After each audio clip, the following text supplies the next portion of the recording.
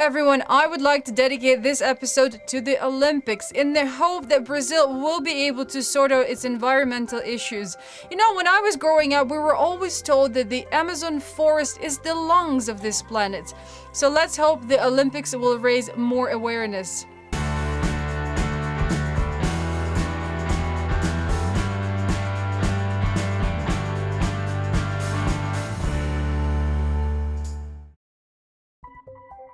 In the springtime, Grackles are among the first ones to arrive from their wintering grounds, and I'm always so happy to see them. But in August, after they've nested, I get really annoyed with them because they bully all my songbirds, and then of course they clean out all the feeders. So that's when I start taking measures to deter them from doing that.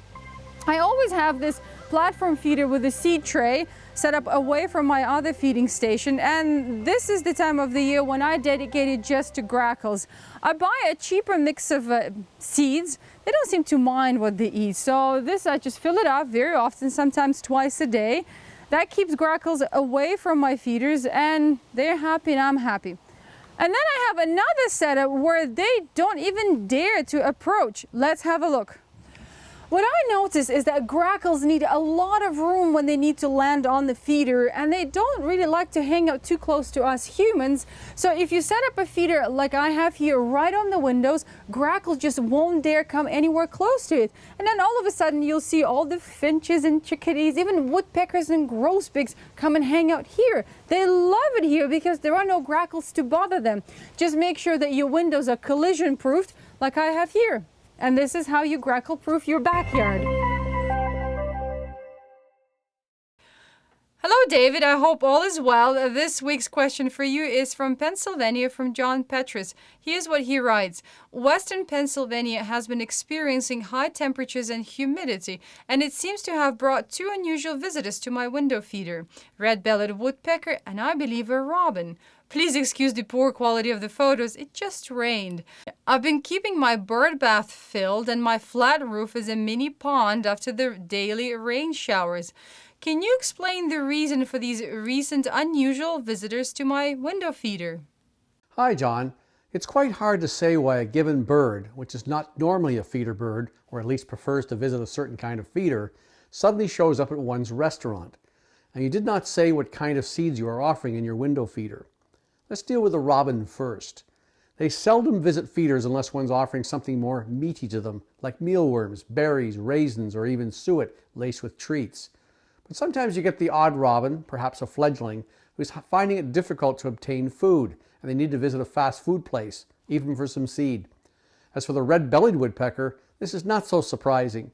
Feeders of all kinds offering seeds will attract a host of different kinds of woodpeckers, including downies, hairies, flickers, and pileated. I doubt that the hot, humid weather played any role in the visitations of these two birds, though. When we think of how fast birds can flap their wings, the first thing that comes to mind are probably hummingbirds, with an average bird flapping its wings at 53 times per second, and the amethyst woodstar hummingbird holding the lead at 80 wing beats. But believe it or not, hummingbirds are not the fastest birds. It's actually the Club-Winged Manakin with 100 wing beats per second. And on top of that, this bird makes a very distinct sound, almost like a violin, the same principle as crickets and cicadas. If wing beating were in the Olympics, this bird would definitely have all the gold. One question that's always on my mind is how fast birds can fly. Dr. Bird talked about this on an earlier episode, but one bird that wasn't mentioned was the pigeon.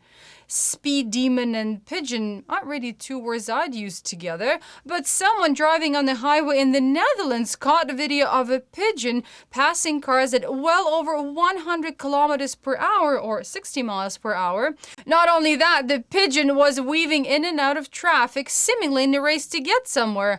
And I thought that the Avian Olympics were taking place later this year. The Oregon Audubon Society is taking the U.S. Fish and Wildlife Service and the Army Corps of Engineers to court. Over the past 4 years, these government bodies have initiated a program to kill 11,000 double-crested cormorants in an attempt to prevent them from eating wild salmon that swim up the Columbia River every year to spawn. The Audubon Society claims that killing the cormorants is having absolutely no effect on the salmon population, and the real issue are the hydroelectric dams along the Columbia River that are decimating the wild salmon population.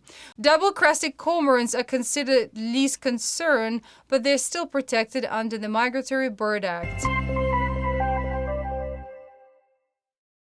Even though it's only mid-August, but there are certain birds that are already starting to migrate back to their wintering grounds.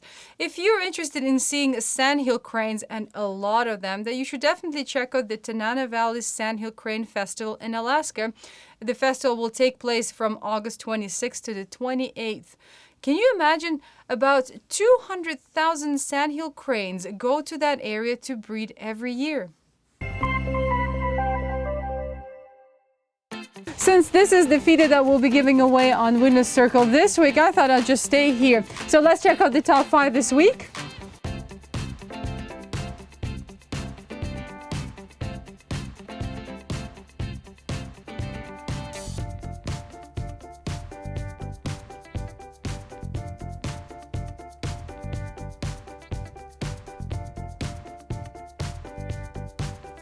And we're sending this Squirrel Buster Standard to Jim Hawkins for his picture of a northern cardinal. Congratulations, Jim, and I will see you all next week. Well, I hope you enjoy watching the Olympics as much as I do. You know, I actually have certain associations with Olympics and birds. For example, raptors for me are archery and shooting. What about you? Do you have any associations? Send me your comments.